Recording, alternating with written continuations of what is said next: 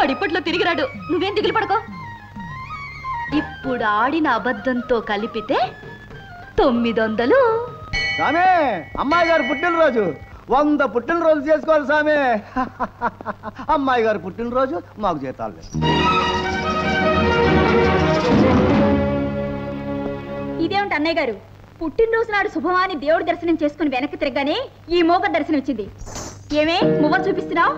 Dance లో నేను ఓడిపోయానని హేళన చేస్తున్నావా? ఏమిటే మోగపినగా మువ్వల్ని కాలి కట్టుకొని కాలుతో తంతానంటావా?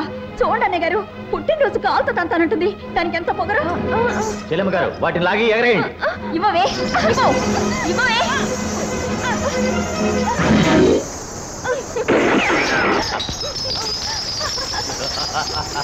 మోగదాని తిక్క కుదిరింది.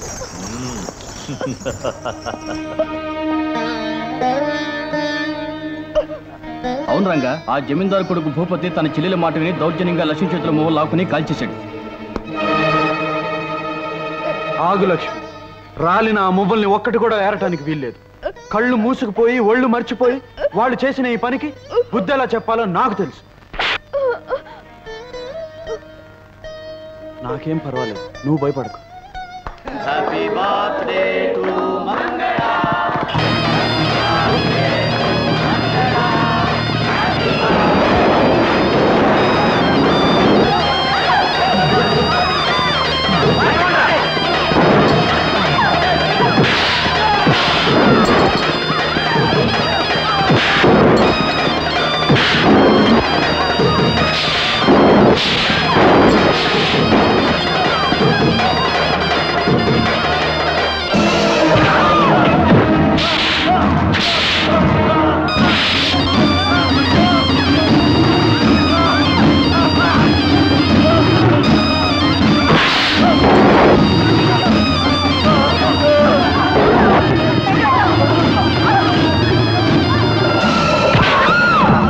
ఏ ఒక్క మొవ్వని వదలకుండా అన్ని ఏరి లక్ష్మి దోసిట్లో పోయింది. తేడా వచ్చిందంటే ఈ మంగళ పుట్టినరోజే మీకు చచ్చిన రోజు అవుతుంది.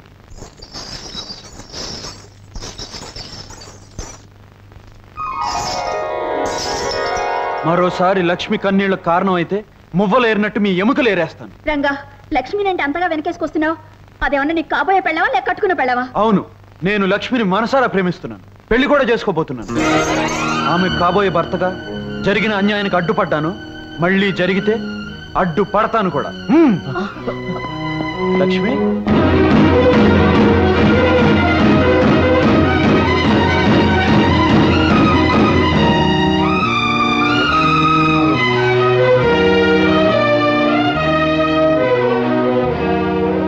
లక్ష్మి, వాళ్లతో నే అన్న మాటలకు బాధపడుతున్నావా? ఏ లక్ష్మి, నేను నిన్ను పెళ్లి చేసుకుంటాననడం తప్పంటావా? ఆకాశంలో చందమామ లాంటి నిన్ను అందుకునే అర్హత నాకు లేదా?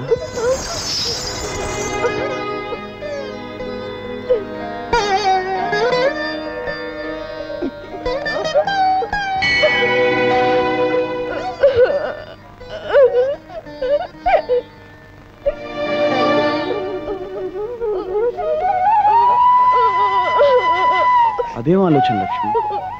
మనసుతో మనసు మాట్లాడుకోగలిగినప్పుడు, కళ్ళతో కళ్ళు కబుర్లు చెప్పుకోగలిగినప్పుడు.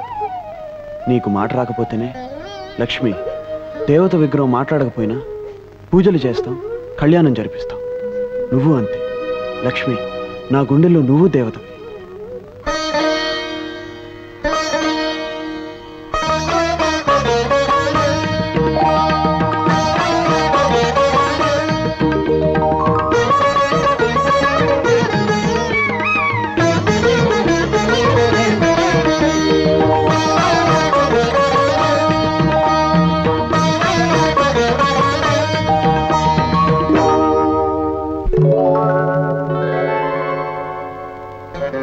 లక్ష్మి, ఏమిటిది?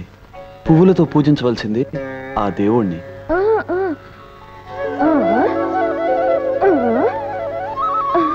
లక్ష్మి,